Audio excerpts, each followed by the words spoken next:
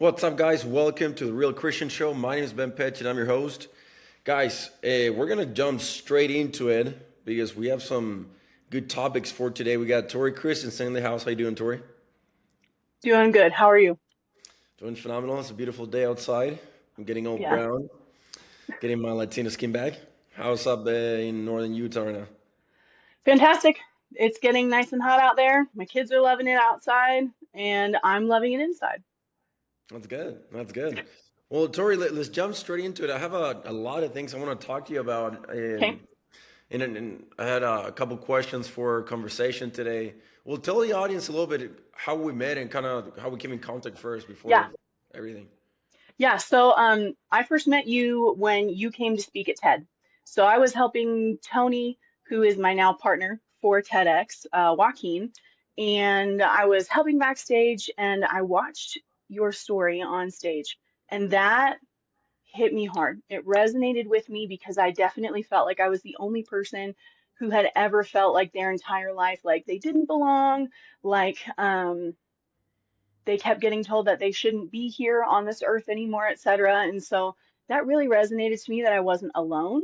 And so I started to follow you on social media and started to love the 20U brand, mainly because I noticed you guys didn't have any plus size representation and plus size athletes are a thing. So I started purchasing the gear and I still wear it to this day. But other than that, as soon as you came out with a 20U program, I was like, sign me up, sign me up because this is going to be good. And I'm so glad I did. That launched so many things for me to with what I found in 20U. So that's where we started. That's kind of where we've been. What do you think like when we started working together was the thing that ignited for you? Because I think it was like the beginning of like this whole transformation that you've been Hmm. going over in the past like 2 years, year and a half that you've been Yeah, added. So what do you think was the thing that ignited in you? I would say that's threefold. So first, that yes, I absolutely can. Stop doubting that. You wouldn't think of it if you couldn't do it in some way, shape, or form. Two, trust God. Make that relationship a reality and not just here. Yeah. And then three is why are you doubting? Why are you doubting? And then actually, I came up with a fourth is what my purpose is. You're being on this journey. I've seen it on social media. I freaking love it. Like 75 hard and all this stuff. But you're doing like what, Yes, 1,000, 300, 500? What's the number now? 200 days, and today is day 46. Okay. What made you do that? 75 hard is great. I think it's a fantastic thing. 100 days, which I've done several rounds of, is also great. How many times have you done 100? 4 or 5. Really? And yep, 100 days consecutive, working out, meeting specific goals for myself, etc. And Okay. so now this 200 days, the reason I did that is I have a few more deeper meanings to this particular one. And a few more deeper reasons is 3 days before I started day one, I had had corrective knee surgery on my left knee. This would be my third knee surgery between both knees. And I actually need a partial knee replacement on my right side because I started my journey at 400 pounds and became a plus size athlete, and my joints had been under so much stress for my Your starting weight entire life. was 400 starting weight. Yep. Was that the top that you've gotten or Yeah. 400 pounds? Okay. hmm and so I need that partial knee replacement. Part of this journey is to get me there, that 200. And I've had doctors go as extreme as saying, you need weight loss surgery. You need da-dum, da-dum, da-dum, da-dum, da-dum. But what they don't understand is that with where weight loss surgery goes in, it would actually very potentially cost me my singing career, which I'm not willing to put at risk because that is one of my purposes of being here on this earth. Where are you right now in your weight? I am 90 pounds down. So we're getting there. And That's I have awesome. a fantastic medical team. So fantastic. That's freaking awesome. What do you think? Because I told you I want to just do just some raw, real combo Yeah. Oh, for and sure. explore parts about your life that maybe we've spoken just one on one, but not in like Public stuff. Public. What do you think got you to the point of being 400 pounds? Not understanding what it takes for my body, my heart, and my mind to be in line and to be safe. Because I think we talked about this a lot of the times we were working together that Yes. it was never a weight problem, it's never a body problem, that all those things are internal problems that are externalized in your body, you know? So what do you mean by this that you just mentioned? Okay, It's, so I've had 4 unique people in the last month bring me some incredible insight. They don't know each other, they've never met each other. The only thing that could be is divine. And so my voice teacher, who actually just spoke at this last TED event, looked at me and asked me when my first traumatic brain injury was. I have 6 diagnosed concussions, we suspect 10 in total, and 2 diagnosed traumatic brain injuries. Now, where the first traumatic brain injury happened can connect directly into the vagus nerve. Now, the vagus nerve is the biggest nerve of the entire body. It goes from the crown of the head all the way down into the reproductive system and affects emotion, voice, digestion, knowing when we are or are not full or hungry, etc., and understanding and deciphering those things. So that was an interesting start. And then I had a dietitian who is on my medical team that I just mentioned, um, show me that through early exposure to diet culture, if you will, completely skewed any ability to understand what actually is healthy and what that feels like, looks like, nutritionally can look like, you etc. And this think is it came coming, like in your childhood? Because yeah, I know we talked a little bit about it. Okay. yeah. And so I'm even a certified personal trainer, certified nutritionist through 2 different organizations. I've worked with boxers, you know, all of that. And I didn't even think of that. And then finally, 2 separate therapists look at me and say, do you understand that your body is living in fight or flight right now? Because your body doesn't feel safe, you're not releasing anything. And that opened up a whole new door into, all right, well, what am I supposed to learn from this? How do I create that safety bubble for myself that can't be broken unless I choose for it to be? And that's actually something we're working through right now. What do you mean when you start in the beginning talking about the that you were able to relate of the when I spoke at TEDx the part of I like didn't belong. Yes. So when you when you spoke about getting to such a low point that you felt you needed to take your life, that stood out to me because as a teen, I tried to take my own life. How old were you? And the first time I was 15, and then it had happened another 4 or 5 times between then and my mid 20s. What was the cause of it? The cause of them all centered around that I felt I was a burden. I didn't need to take up the space I was in. Everyone just really wouldn't miss me that much. And finally, I hate to say this one like it is, but when you fight with enough people, enough friends, family, spouse, what have you, you don't feel, see, or understand your own worth. Do you used to struggle with weight before too, back in the Oh, day? yeah. You did. Oh, yeah. Oh, yeah. My entire life. So when I was at the age of 13, my mom sent this to me not too long ago.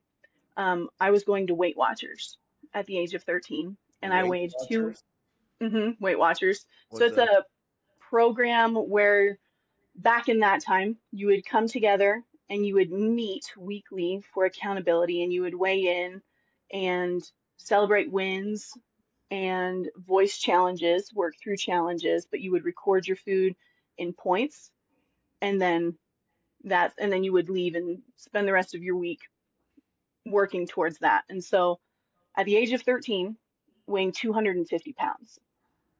15, 13. 13, 250. Hmm. Do you come from a family that like DNA genetics like struggle with like overweight? I think so, and I only say that because I have a brother who has also struggled with weight for the vast majority of his adult life. But yeah, it was a lot. I remember at the age of 8. So I have an 8-year-old doing Richard Simmons videotapes, like VHS tapes, Yeah. down in my basement with my mom. And he was a fitness influencer that was really popular in the 90s and the 80s. So um, I've always had something like that. And so remember when I said one of the two therapists spoke out to me? One of them looked at me and said something almost identical to what you said to me in 20 you and I had forgotten. And he said, why are you letting your weight be your identity when that has nothing to do with who you are and your accomplishments and your achievements? And I sat back and I went, oh, okay, I have work to do. So let's do the work. So you think you attach a lot of your identity just on how you look? I think I Most did. part of it. Absolutely, I did. More so in not even as much in physical appearance, in being able to take care of myself, being able to take care of my children, being able to accomplish what to me should be day-to-day tasks and not feel um, spent just because of it. Yeah. You know, it's funny because I've understood, and this is why I always say that we're spiritual beings having a physical experience, and a lot of people focus on just like the physical stuff. And that true confidence, there's so many definitions of it. Keep promises to this, keep promises, blah, blah, blah. But I'm like, no, dude, confidence is a mental state of knowing who you are, the Yes, good and the bad. And like a lot of the times when you're not showing up at the best externally, like I remember when back in the day, I was running like ultra marathons and stuff, and I was at yes, my peak performance like athlete. And then I messed up my meniscus, and then they found a tumor in my left ankle, and I had to have surgery, like two surgeries the same morning.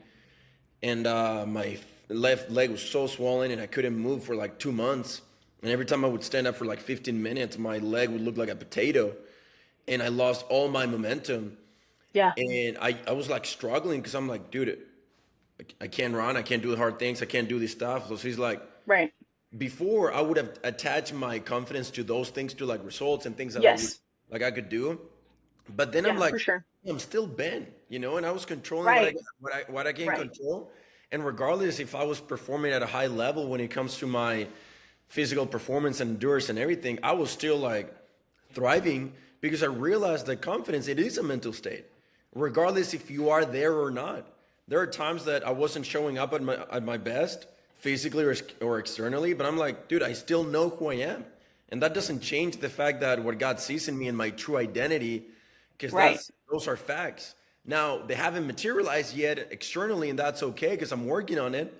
But I do think the world teaches you in putting like, okay, if you don't have a six pack, you shouldn't be confident. If you're broke, you shouldn't be confident. If you don't have the girl of your dreams or the guy of your dreams, you shouldn't be confident. If you don't build a successful career, you shouldn't be confident. I'm like, I think true confidence starts spiritually, in my opinion. I And that's agree. what I found out to be. I mean, that's like the biggest thing that we work, you and I, together for like the little circle Yes, we're in.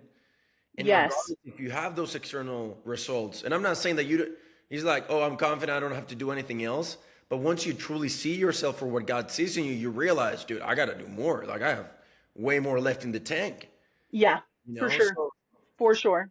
um, yeah, dude, I'm like, it's fun to see the entire process you've embarked yourself. Mm, Pretty sure it has had a lot of highs and a lot of lows. And absolutely. because it's slowly progression. It's not that like 1 week and you're like Right. drop like 150. Oh, sick, I didn't know. It takes what, 6 months, a year and a half, 2 years, It does. Takes and time. reminding yourself those small wins so you can keep going. Yep. So, what is the biggest lesson, Tori, that you've learned in this journey of yours in your weight loss journey, in taking control of your body too? Stack the wins. Stack the wins. Some people call it, David Goggins calls it a cookie jar. Other people call it gratitude journals, what have you. Stack the wins. Doesn't matter how small they are. But we have to rebuild trust in ourselves every single time we're rebuilding something, right? And so having that confidence in God and having that confidence in ourselves are two very different things. I trust that he's going to do what he says he'll do every time he says it, but I don't trust every single time I make a commitment to me that I'm going to follow through. Once I started stacking those wins and started treating myself like I do other people in my life, all of it changed. What has been the biggest struggle in this journey for you in weight loss? Emotions. Why? So let me tell you why. What I learned is this. We are all spiritual beings having a physical experience. And so with that physical experience comes hormones, comes emotions, Yeah. comes the need to understand why we do what we do. And so as I took the time to, instead of stuff emotions down and understand them, hold them, and then choose to release it or keep it, much like Pokemon back in the day, then that is where that started to adjust and where that started to change. So the emotional part of it. And 100%. have you had a good support system throughout this entire period? Entire period meaning like the last 2-ish years. Yeah. Yeah, I would say so. I have my spouse and I have been together for 18 years, married for 17. My adopted daughter has been huge in that. Honestly, it's sometimes some of the smallest things, like my voice teacher is a huge support. And I never would have learned some of what I know about my own mind and body because when you sing, you connect emotion to physical Yeah. to create new emotion into others. And so it's been a very interesting learning process for sure. What's your goal weight that you want to be on? You know, I've wondered that for a long time, and I no longer have a goal weight. Really? hmm What's the goal then? So How the would you? goal is this. The goal is this. I want a certain body fat percentage. Okay, That's which what is I used to measure. So when I started and I was at that 400 pounds, I was 64% body fat. insane. Yeah. The last time I took it, I was 40.1% body fat. Wow. So So what's the goal with body fat percentage? I want to be in that healthy range for a female. So Which is what? I don't. for a female, my age is anywhere between 25 and 29. So I want to see the 20s. Because you're I want you're to what, see the 20s. 30. How old are you? 30, I'm 36. I 36. think that's the healthy range. That's Don't cite me on it. good. How do you have a time frame on achieve Mhm. that or not really? Or do you? Yeah, so I do have to be down to a specific weight, which is about 27 pounds from where I am right now, by the end of September to be considered for a partial knee replacement before the end of this year. There's no reason why I can't hit that. Okay. I should be able to hit that by like the end of August. So what's been the hardest thing on this weight loss when it comes to actually losing weight? Because I'm pretty sure it hasn't been like this. Pretty sure it's been No. like boom, boom, boom, boom, or like slowly going down. Yes, yes, It's it's not always like, oh yeah, I'm just losing. Pretty sure you have the weeks that I'm like, crap, I lost 10 pounds the yeah, past 4 months and I just gained 20, freaking like something right. like that. And Yeah, then you gotta pick yourself up and like do it yes, again. So yeah. what's been the hardest thing when it comes to that? Is it the nutrition part of it? Is it the loneliness part of it? Is it the frustration part of it? Is it the emotional part of it? Is it the like just you're just sore every single day and you're like, I don't want to do this and I want to have a cheat meal? Like what's been like the hardest part of it? The loneliness, 100%. They say that the most lonely sport is boxing because only one person can get in the ring, and they're wrong. The loneliest sport in the world is reforming your body because no one else can do it for you. It's all up to you. It's entirely up to you. Are you going to get up at 4 o'clock in the morning or not? Are you going to work harder to make sure your kids go to bed on time and don't stay up until 11 o'clock at night so you can get up and go work out? Or are you going to make up for that? Are you even going to do it? Right? Now we come into all these other questions that are all internal. And now you are accountable not to anybody else, but to you. So, I mean, yeah, nutrition is always a fun one because I've had some battles with um, eating disorders, and I've had some battles there that needed attention. And now that the attention has been given where it needs to be given, let's go. We live in a culture, Tori, that I say this all the time, and I'm like pretty straightforward when it comes to topics and people and problems that I see in society. And I'm not really into like, oh, but you offended me and all that. I just like tell it how it is because I think a lot of people sugarcoat it. And I think a lot of it comes down to what we see in social media of accepting yourself for who you are. And especially a lot of people's like, hey, I'm overweight and it's okay. You can, I'm like, no, dude, that's not okay. Like you can control that. You can control what you eat. You can control your body. You can do this stuff. And I look up to you in that regard because that's something that you've addressed and you're like, yeah, I'm going to change. I'm going to become better. And you share your journey very openly. And you're being very vulnerable with the highs and lows with everybody else, which I think is great. I think it's definitely needed, especially in that area when it Yes, comes to making it's a huge transformation that you're doing. yes. Because like a lot of people are like, yeah, I lost 20 pounds and like that's their transformation. Woo. You're going from 400 to Yeah. I don't know what would be. By by the time I'm done, I will have lost more than you weigh. I will have released, I dislike the word lost. I will have released 200 to 210 pounds because I've never seen what I call Wonderland. And even though I'm not like, yeah, I'm gonna hit 175, woo! No, I want to see anything under two. I don't want a two in the front. I don't want a three in the front ever again. I goodbye. Get out. So what's your reason of losing weight? What was like the event or the events that kind of like struck you in the face and you were like, shoot, dude, I gotta make some changes. I need, you know what? I've been sugarcoating, I've been coasting it, I've been like, I need to address this. When was that? Yeah. Or what were the events for that time? Um, the first major one was when my son, who's now 5, was born. So when I was pregnant with him at 24 weeks, so about halfway, um, I had a blood pressure that was high enough that I should have had a stroke. It Okay. was 200 over like one something. So I should have had a stroke. They put me on complete bed rest for the next 10 weeks. And I was not allowed to get up unless it was to go to the bathroom. And that was all. And so thankfully I had a great employer who would work with me to let me work from home. But after he was born, he had to be born via emergency C-section. It was my second C-section, so I had to rebuild my core as well. Yeah. And shortly after he was born, he didn't cry.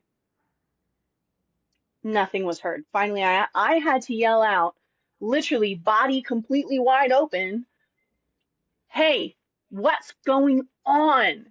And my spouse went over and checked and made sure. He finally let out a singular cry, but then I didn't hear a single cry again because he couldn't breathe.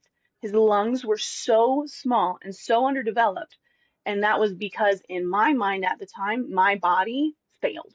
My body had failed him, my body had failed me, and we were at war yet again. And so, within, it was about midnight. Nope, it was 2 o'clock in the morning. They come in and they wake me up and my husband up and they say, just so you know, we can't regulate his sugars. He's not breathing. We have to force him to breathe. And to top it off, he has a heart problem.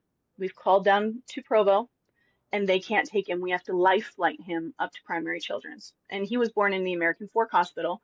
So that's about half hour, 45 minutes away by a car.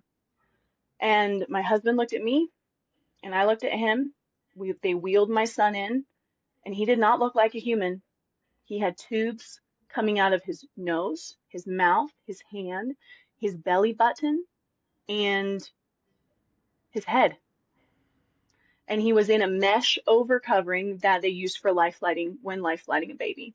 and they let me touch him. Finally, I hadn't touched him. I hadn't even really seen him, Yeah. and they took him. Now, in that moment, not only was it the turning point for that, but my higher power had never been so real. Who are you going to call at 2 o'clock in the morning when a somewhat several hour old baby is dying? Who? Can't call my mom. She's asleep. Can't call anybody else. It's 2 o'clock in the morning. So we looked at each other, we said a prayer, and he took off and went after our son. Met them at the hospital. And they released me less than 24 hours later. We'll put it that way. And I made the drive somehow up to primary children's and met my son. From that moment on, it was game over. Was game over. Why do you feel so responsible for that? Oh, because it's my body. My body was was what as females is supposed to house and or I guess I should say birthing person. I apologize to anyone. But on that, our bodies are what house small humans. We build them. We give them their start. And my choices did not give him the start he should have had, or at least to me at that time. And now I see it as, well, we didn't know as good as we know now. And guess what? That's never going to happen again. And he's a strong little kid. He's 5. He's thriving and he's beautiful. Do you But have any health issues him after? Yeah. or me? Um, so he is on the spectrum. He is level 2 autistic. And so I am teaching him how to speak a little bit better. We have used speech therapists, but we suspected he would be on the spectrum anyway because it runs in my husband's family. And so all the men seem to have acquired it. But this little kid, I'm going to tell you what, he communicates in a way that is higher than how we communicate. It's so much more pure and divine because at the bottom of the stairs, would go, "Hey, hon," to call my spouse. Here he comes, stands right next to me. Ah, ah. He communicates beautifully in a perfect way, but not everyone knows how to hear it. That in of itself has brought me closer to a Father in heaven than ever because Wow. are we listening? Are Okay. we on that wavelength? Are we looking for those little nuggets and pieces where he's telling us, this is how I want you to go? That was a life changer.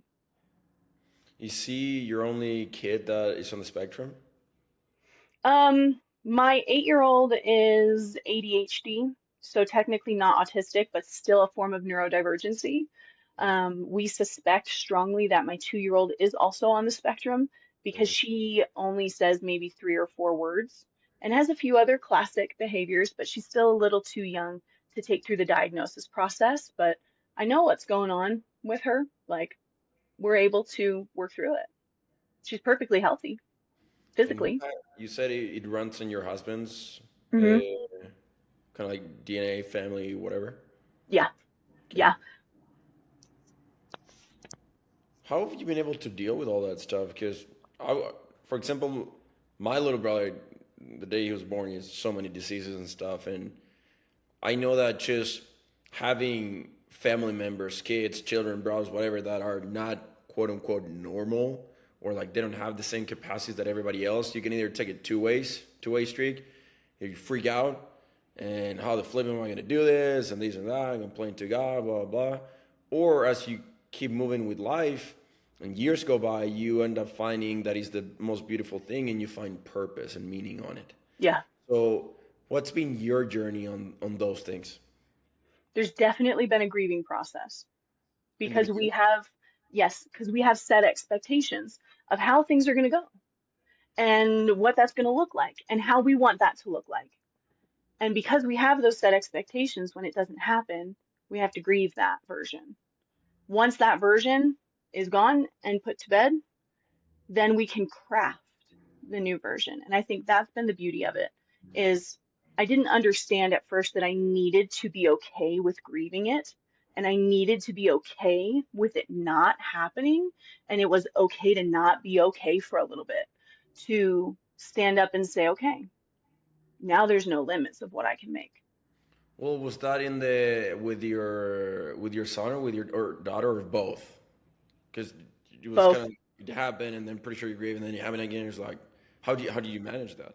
Yeah, both, definitely. So, we had some pretty traumatic experiences while I was pregnant with my 2-year-old. We actually almost lost her at one point. If you go to my Really? Instagram, you can scroll all the way back and read about it. Um, Well, but what happened? I mean, never talking about it. oh So yeah, the so audience can know. Oh, are touche, you? touche.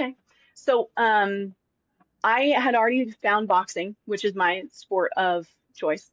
And at that time, I was still lifting a little bit. And once I got pregnant, I started scaling back on the lifting, just doing, instead of a high weight, low rep, was starting to do high rep, low weight.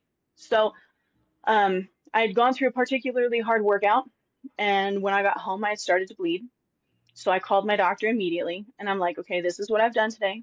This is what I've done in the last couple of days. Do I need to be worried? They're like, kick your feet up for the rest of the day. As long as it goes away, you're fine. It went away. Cool. 3 days later, we get into a car accident. What had Gosh. happened is, so if this is the baby and this is the inside of the womb, you have the outside of the uterus. What had happened was the bleed that had healed from this side, meaning the inside of where she was. And the car accident had created a little bit of a rupture on the outside of the uterus. So I was bleeding in between. Now what happens is if that bleed gets under the placenta, which is where the baby attaches to mama, and it gets under the placenta by, I want to say it's like 37 to 42%, you could just spontaneously abort, meaning baby would be ejected from the body. So as I went to the doctor and we did ultrasounds, that bleed was under the placenta by 32%. And the blood was slowly starting to get into the fluid around my now 2-year-old, which, if that blood were to get into her brain, could cause some real issues. And Yeah. so that is a state of fear I would wish upon nobody in my life because you have no idea what's going to happen. You have no idea if this little human in you that you so desperately want and already have a bond with is going to live. And so we How finally many made it. in? What? How many weeks were you in? 11.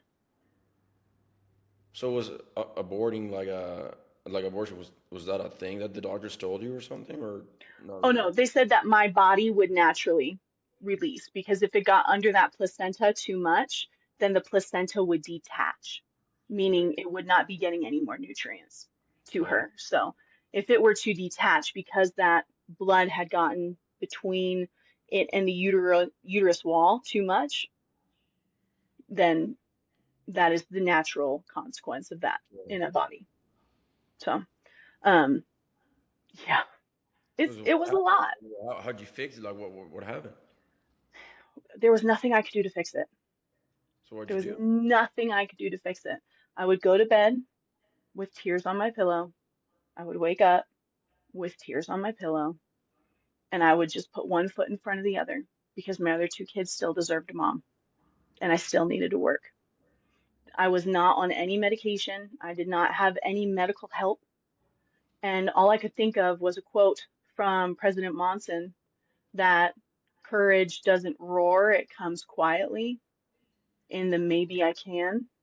And so that was when I first really started stacking those wins because I was in the best shape of my life before I got pregnant with my 2-year-old. How much do you Best weigh shape back of my then? life. I weighed 269. Oh, okay. Yeah. Okay. Yeah. How, I was doing what really year? good. 22, 2022. Oh, I thought like 2002. I'm like, Yeah, wait. no, That's like, I hold my age really well. yeah. Um, Okay. so, and that was another experience where just where your creator is beyond real. There's nothing, there's no one else who can know what you're feeling then. Oh, 1000%. Yeah. Yeah. And that was gonna be my other question. Well, let me ask you this. So 2022, 2022, and then you gain more weight after that? You went hmm up to 400, or when were you at 400? I was at 400 with my 5-year-old. Oh, yeah, so before that. hmm Yeah. I did put on a little weight post-pregnancy, and during pregnancy with my 2-year-old. Absolutely. And I'm about 30, 40 pounds away from that now, just because I had to go on bed rest again. Okay. And So what bed was your rest is top a weight after me, but your 2-year-old after 2022? stay in. What was your top weight that you reached after 2022 with your 2-year-old? I have no idea. That's a great question. I want to say like 375, 380, Okay, so because you were by the still time close to it. Okay. yeah, because by the time we started 20U, I was in the 340s. Okay. Yeah. You can see it in your face. That's like the biggest thing that you can see how much weight you lost. It's Yeah, just yeah. you post on your face. Oh, I see it the most really in my eyes because I have a picture when I took my first trial class of boxing, and I look like I'm dead inside. I look dead inside. And then Yeah. I put it next to something from today, and I'm like, there she is. There she is. And I wrote a song to that effect because of that, Yeah. because I'm not fighting for who I'm going to be. I'm already her. She's in me. She's inside of me. So I don't need to fight for Trying to get it something that is out. already in existence. Yeah, you're trying to get it out. Exactly. Yeah. And Exactly. going back to what you were talking about, God, and that was going to be my last question. Throughout this entire journey, weight loss, marriage, your children, highs and lows, how have you been able to see God's hand in all this? The first thing that comes up for me is timing. Why? Timing is rarely purely coincidental in my life. Okay. If something's been coming up for me for a while, and then it comes across my, in some cases, Facebook ad, Instagram feed, there's a reason for that. Yeah. And I have to trust that. So, for example, I had shortly after shortly after I went through 20U, because of my bucket list, started to seek medical help for different things, meaning mental health, because I'd never really sought that. I'm just like, I should be able to just buck up and do it. And you can only buck up and do it so many years before you can't buck up and do it no more. Yeah. And I met who is now my musical partner, and he looked at me and he said, "Why haven't you been seen for this yet?" And I went, "Because I never really thought it was a thing until now."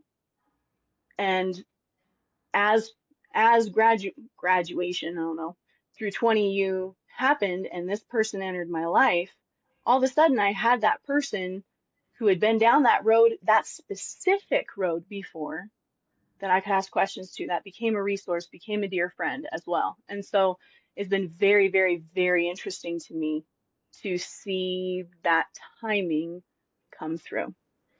Well, the cool thing about timing is that a lot of people are like, God, I want these things now, now, now, now. But what I've learned with timing is that timing comes as we become that new version of ourselves that is ready and prepared to accept certain people in your life, certain relationships, certain new experiences. Because if it was for God, I'm pretty sure He was giving everything right now. Yeah. But a lot of the times is that we haven't become the man or woman that can appreciate those experiences, connect with certain individuals. And that's why it's so important every single, I would say this on a, it happens to me every single week. I look back and I'm like, dude, I'm such a completely different person. It's Like from true. last, and it's the process and a purpose on earth is to change Yes. continually. Yes, It's an eternal absolutely. process that we're always going to be at, always reshaping yourself, rebuilding yourself, but growing as a person every single week. And that's when timing comes, because you're finding these new levels, and those new levels will require certain people and different experiences in your life. It's true. I have a funny example of that. So when we were in 20U, one of the things you called me out for was not embracing my feminine side. I'm I sure you remember remember that. that because we were on that I board, remember I and just I was told you, like, but I I don't don't know know if how you to liked answer it or not. this. Right. Like, I was like, I had to be honest with you, because I'm like, dude, Yes. I think you're, yeah, like embracing that Yes. energy. Yeah. So it was very interesting to me. I want to say early April, I went in for a haircut because I committed to myself. I wasn't going to cut the top of my hair. I was just going to let it grow and see what happened. But I needed the sides trimmed up. The stylist looks at me and goes, "Hey, do you know you have curly hair?"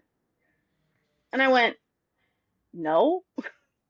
And he said, "I know you're going to go home and wash it anyway, but can I style it for you?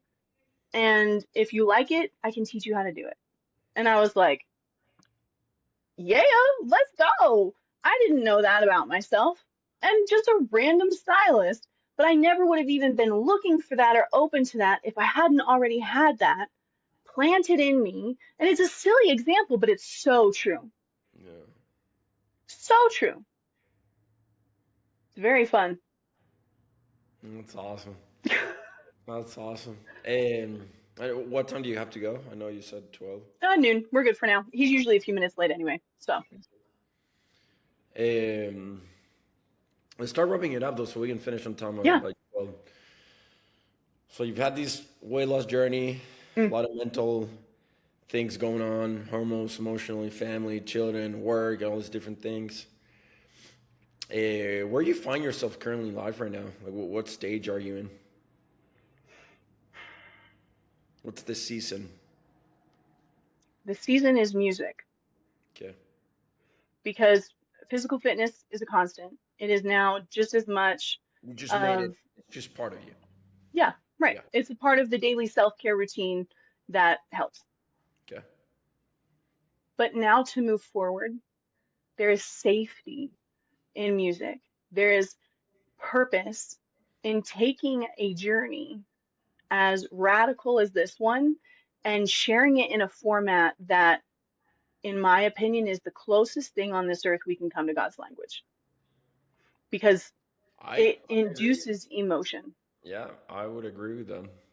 So things, and there have been some absolutely incredible things that have gone with it. So it's definitely the season of music to write, to share, to no longer hide behind the microphone or And be it's a very afraid of. vulnerable process too, Very because I much so. think, for what I've understood, is that the best music is the one that you're truly expressing yourself with your soul and heart, and that requires vulnerability. It requires that you're singing with true emotion, Yes. because the words need to carry that passion and that energy for people to Yes. actually feel something. Yes, absolutely. You can't And fake that. I'm really excited because August 2nd is when I get to perform my first original live in front of an audience. So it's going to be great. It's going to be Where? great. At the Piano Gallery here in Orem, Okay, and the song is entitled "Burn It Down, Let It Go." that's awesome. So it's good. I mean, heck, even you've been in the studio. You know what that feels like. You can speak from experience on that one I now. love singing. I just suck at it, but I actually enjoy it. I would say there's some people that are just blessed with just certain voices and stuff. I know God did not bless me with that gift. I would loved it, but I, yeah, I like music. I just love everything when it comes to expressing yourself, because I'm Yeah. such a, I love creating and Yes. and sharing certain gifts and talents and what I have with people. So that's why I like music a lot. And it's a Oh huge yeah. part of my routine. And like in the morning before I go to bed, like music has something to put me in such a mental state. For example, when I go to bed, I play like certain type of music to get me Hmm.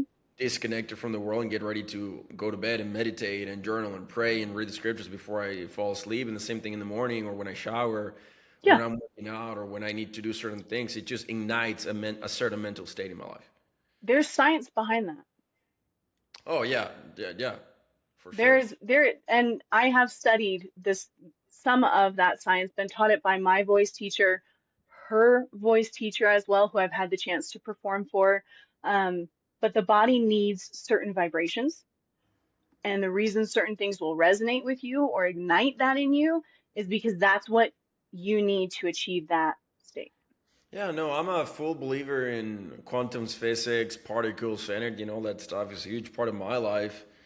And that's something that we talked a lot in Yes. like 20U, not just in like a hocus pocus type of way, but it's No. really a spiritual faith principle, Yes, and it's faith and science combined, and it's such a beautiful it thing. is. And yeah, no, I agree. So, Tori, I'm freaking excited for you, this journey that you're in. And I love that you have the vulnerability and courage to share that with people. I think that's a huge step. I would love to just see more of it, personally, just because I just think somebody like you with your experiences, your message, a lot of people can relate, and you speak to an audience that they're literally hiding. Yes, You know, yes, you yes. literally speak to an audience that they're hiding. And it's very easy to hide, Yeah, and it's very easy to be comfortable, yeah, and it's very easy to just say tomorrow, no matter what it is. yeah, But there have been so many people who have given me so much in being able to stand up that I'm no longer going quietly, that's as it. they say. It's time to heal loud. It's time to work loud. Feel loud. I like that. Yes, it's time to rally the troops and let's go because we all like to believe we're alone Yeah, and we're not. yeah, We are so not.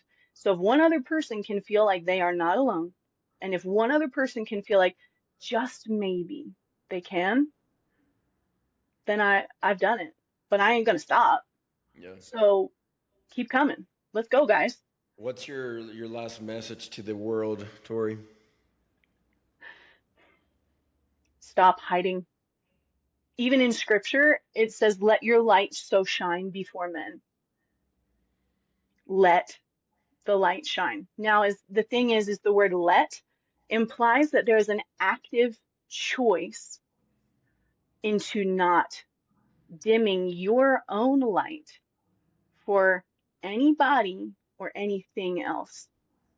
It is time to let your light so shine. Yeah, freaking love it. Tori, thank you for your time. Appreciate you. Oh, thank you. It's good to see you.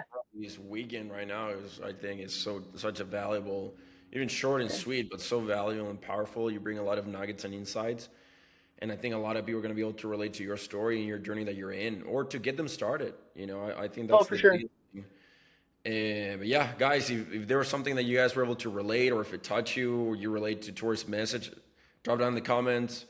Share with your friends, family members, post it on social media, because I do believe this is a message people need to hear.